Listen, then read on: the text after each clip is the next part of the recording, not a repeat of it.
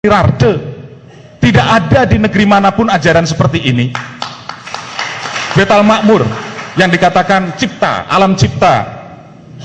Di dalam kepala ada otak. Di dalam otak ada manik. Di dalam manik ada budi. Di dalam budi ada nafsu. Di dalam nafsu ada sukma. Di dalam sukma ada rasa. Di dalam rasa ada ingsun.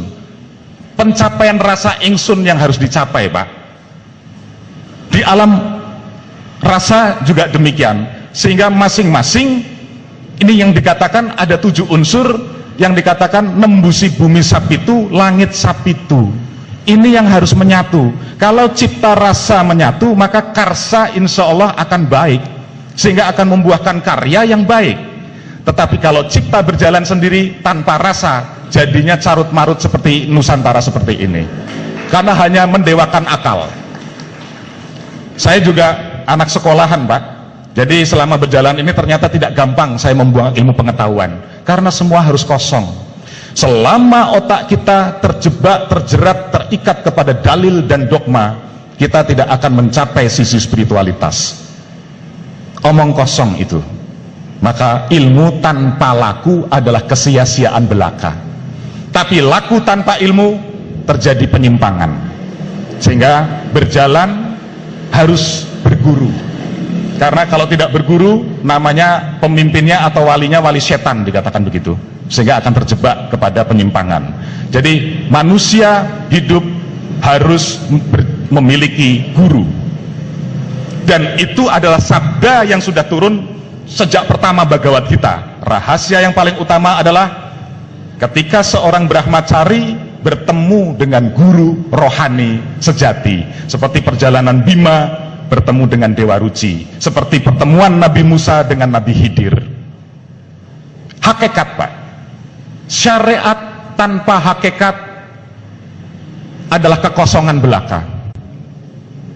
Sama, hakikat pun tanpa syariat itu bid'ah atau penyesatan, sehingga dua ini harus berjalan.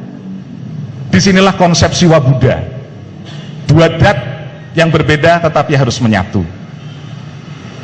Nah, intinya, Pak, selama saya di Lombok ini, saya menemukan satu hakikat 3 alam yang tadi saya sebut. Ternyata inilah implementasi dari jagat cilik, jagat gede.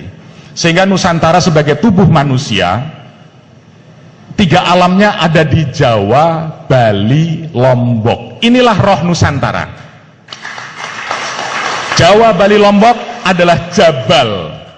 Jabal itu adalah gunung yang kokoh, Jabal Nur. Segitiga. Segitiga adalah gunung. Segitiga adalah candi. Sehingga segitiga ini, gunung itu adalah lambang jati diri manusia. Sehingga ketika itu Nabi Musa pun ingin bertemu dengan Allah, pandanglah bukit itu. Ini yang menjadi kauruh di dalam meditasi. Ketika kita konsentrasi, kita harus melihat ujung hidung kita, itu segitiga, Pak. Artinya kita memandang diri sendiri. Sehingga Lombok, kalau di dalam kauruh Jawa, di dalam ritual Jawa, dipasang paling atas pada tumpeng, sehingga Lombok sebagai alam cipta.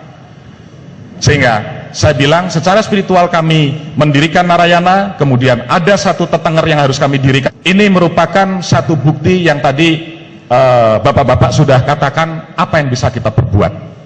Apa yang bisa kita buat? Jangan tanya apa yang bisa kau dapatkan dari negeri ini, dari Ibu Pertiwi, tapi tanyalah apa yang bisa kita berikan kepada Ibu Pertiwi. Disitulah konsep dharma, Pak. Disitulah konsep bakti.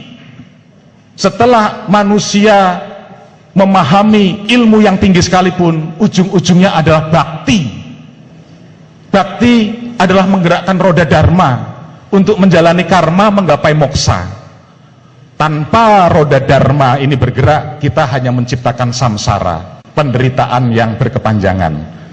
Sehingga sebagai akhir kata, karena waktu sudah habis, mungkin bisa dilanjutkan pertemuan-pertemuan berikutnya. Intinya, Pak, kami nyuwun pangestu kepada para pini sepuh di Lombok ini. Saya mumpung ketemu, saya ingin kula nuwun, karena banyak misteri yang harus digali di sini, yang harus tindak